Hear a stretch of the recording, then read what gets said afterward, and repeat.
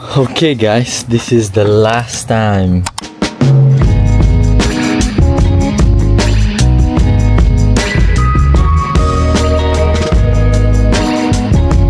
What's up guys? Just drop off Kuya Elijah and Ellis sa school nila kasi yung bus nila hindi na naman pumunta today. And as you guys see, yung vlog natin kahapon medyo maikli. Hindi ko kasi alam iba-vlog kahapon, so I just had to talk to you guys about ego. So naisip ko, I'll do that once in a while para naman to share my knowledge kung may nakikinig man sa akin. Medyo busy tayo today. Pupunta ako ngayon sa project Norten natin kasi today is the possession day nung bagong buyer.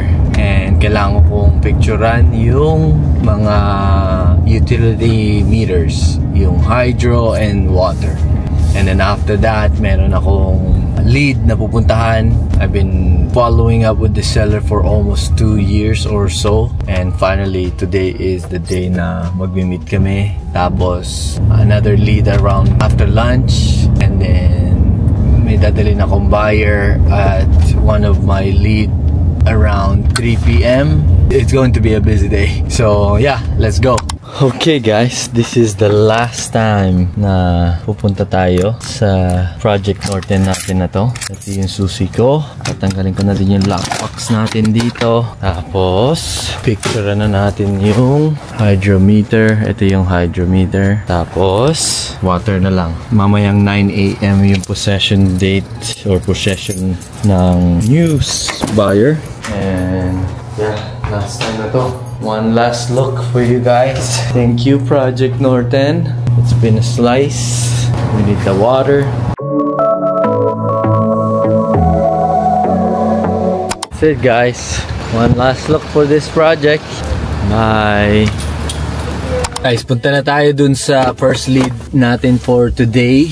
Again, like I said kanina, itong seller na to, ang tagal ko nang pinapollow up to, I think since 2022 pa. So almost 3 years na nga. Yeah, so it's a double lot. Malapit siya dun sa dati naming bahay. And malapit din siya dun sa Project West Caldona natin. So hopefully we could strike a deal first thing today.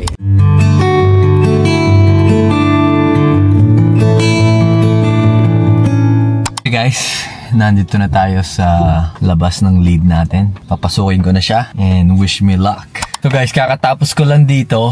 Wala yung seller. Sabi niya na tawagan daw siya sa work niya and she had to go. Pero unlock yung bahay, so sinabi niya sa akin pumasok na lang ako. And yeah, the house is a tear down. Good location though. She said she'll be back. Yeah, I'm gonna wait for her. Pupunta muna ako dun sa Project West Caldona natin kasi malapit lang talaga dito. So hopefully by the time I'm done there, she's already home. So guys, yeah, kakatawad ko lang dun sa seller. Sabi ko sa kanya pupunta muna ako dito sa project ko, and when she's ready to come back home, I think on call siya sa work niya today. So she said she'll come home soon. So sabi ko sa kanya tawagan niya na lang ako pag on the way na siya. I'll talk to my contractors for now or visit my project, and then sabi ko sa kanya I'd like to talk to her. So bigyan natin siya ng offer, get this deal locked up today, and then move on to the next one.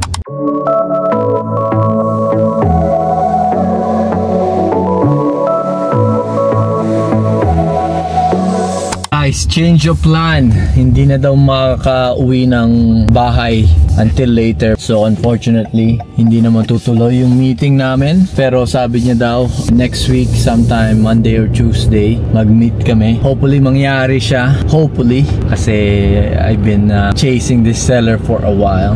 Ganun talaga. It happens. Anyway, gonna go home. Maybe have lunch for a bit and then head to my other lead after. Okay guys, punta na tayo dun sa next lead natin for today. Might be running 5 minutes behind kasi meron akong kinausap na seller. I hate being late, but see you guys there. Hey guys, just got here, made it on time. I'll see you guys mamaya. Okay guys, binigyan ko sila ng offer and iniwan ko yung offer doon. Seems nice. The owners are nice. It's just they're asking too much. Pero let's see if I can make it work. And now I'm heading to my $1 million lead. Yeah, meron akong lead sa Tuxedo area dito sa Winnipeg. Just got here sa isa ko pang lead. Napuntahan ko na to dati. I don't know if I put it on a video, on a vlog. Hindi ko alam kung naipakita ko nga sa inyo. But just waiting for my buyer. Sana we could get it done. Hey guys, so tapos na kami dito sa $1 million house sa Tuxedo area. Plan to go home, spend time with the family. Medyo maulan ngayon sa Winnipeg, as you can see right here. Maulan talaga today. And nakakatamad gumalaw, nakakatamad lumabas. Pero we're still out here trying to hustle. So yeah, I'm gonna go home, spend time with the fam, chillax. April is asking kung pwede kami mag-mall. I don't know, but we'll see.